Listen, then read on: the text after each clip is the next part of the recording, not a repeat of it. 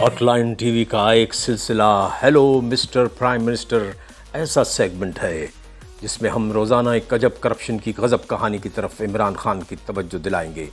और करप्शन की इस कहानी के किरदारों को निशान इबरत बनाने की कोशिश करेंगे। आज की अजब करप्शन की गज़ब कहानी समाप्त करने से पहले आप हॉटलाइन टीवी को सब्सक्राइब ज़रूर कर लें ताकि आपको बर वक्त इस तरह के स्कैंडल्स हालात हाजरा से आगाही हो सके। वज़ीर आज़म इमरान खान ने जब से इक़्तिदार संभाला है उन्होंने करप्शन पर ज़ीरो टॉलरेंस का मुज़ाहरा करते हुए अपने कई करीबी दोस्तों को भी एहतसाब के कटहरे में ला खड़ा किया है, मगर फिर भी उनके करीबी साथी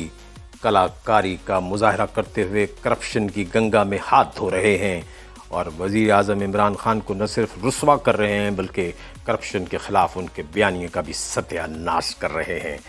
दुख की बात यह है कि इमरान खान को सूबाई दारुल हुकूमत लाहौर के अंदर दिन दहाड़े पड़ने वाले उस टाके का इल्म नहीं हुआ बल्कि सुप्रीम कोर्ट ऑफ पाकिस्तान को इस टाके पर एक्शन लेना पड़ा। सुप्रीम कोर्ट ऑफ पाकिस्तान ने न सिर्फ इस मामले पर एक्शन लेते हुए शाहरुख का नाम एग्जिट कंट्रोल लिस्ट में डाला ताकि वो मुल्क से बाहर ना जा सके बल्कि तमाम मुलाजमीन को भी बहाल कर दिया है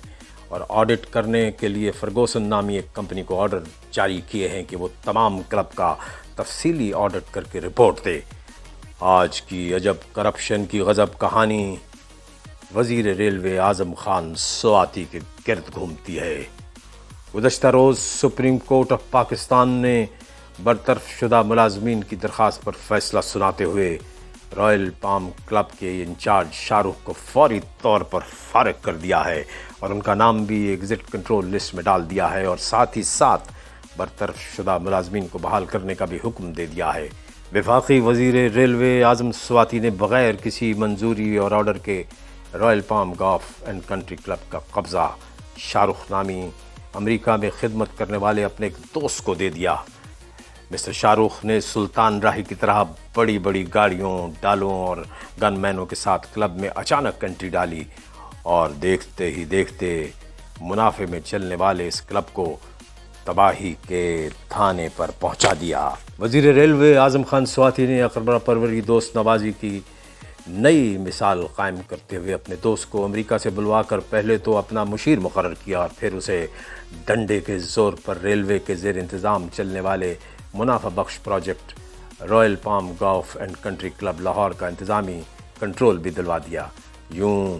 अब आज़म खान और शाहरुख की पांचों उंगलियां घी में और सर कढ़ाई में के मिस्ताक उन्होंने आते ही लूट मार की इंतहा कर दी। शाहरुख ने क्लब के अंदर ही सबसे पहले क्लब के चीफ फाइनेंशियल अफसर से ज़बरदस्ती इस्तीफ़ा लिया। कंट्री क्लब के जनरल मैनेजर और डायरेक्टर फूड एंड बेवरेज को बेदखल करके उनका दाखिला बंद कर दिया गया और बाद में उनको भी फारिग कर दिया गया। कंट्री क्लब के इंजीनियरिंग डिपार्टमेंट के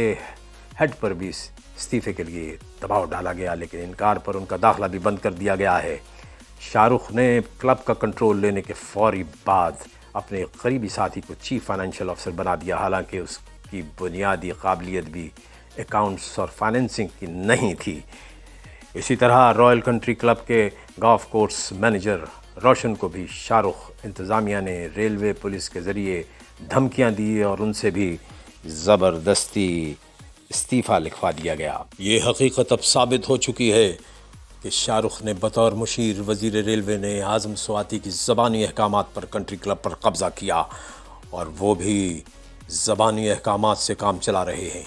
कोई तहरीरी हुक्म नहीं दे रहे जिसको किसी अदालत में चैलेंज किया जा सके। क्लब मुलाजमीन की बर्खास्ती और नई भर्तियों के अहकामात भी ज़बानी जारी किए गए हैं। इसी तरह इंटर डिपार्टमेंटल तबादले भी किए गए हैं और पुराने मुलाजमीन को नई इंतज़ामिया का साथ देने पर तरक्कियों का लालच भी दिया जा रहा है। ज़राए का कहना है कि क़वायद और ज़वाबित के तहत चेयरमैन रेलवे की सरबराही में एक मैनेजमेंट कमेटी के ज़रिए कंट्री क्लब के अमूर चलाए जाते हैं, जबकि शाहरुख ने बतौर मुशीर वज़ीर रेलवे मैनेजमेंट कमेटी से कोई मंजूरी लिए बग़ैर ही तमाम मामला चलाना शुरू कर दिए।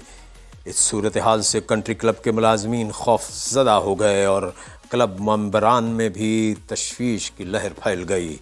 क्लब के मुतासरा आला इंतज़ामी अफसरान बशमूल vice president Ahmad Iqbal Saeed, CEO Ali Ayub और director food and beverage Muhammad Imtiaz Nazir نے کلب کی صورتحال کی سنگینی پر سیکرٹری ریلوے اور CEO ریلوے کو ایک خط بھی لکھا تھا، جس میں الزام لگایا گیا کہ انہیں ہراساں کیا جا رہا ہے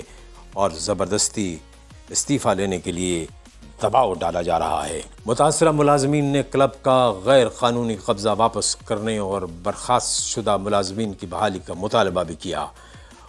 متاثرہ انتظامی افسران نے وزیر ریلوے کی جانب سے کلب کی امور زبردستی اپنے دوست کو سونپنے کے فیصلے کو سپریم کورٹ کے حکم کی خلاف ورزی قرار دیا۔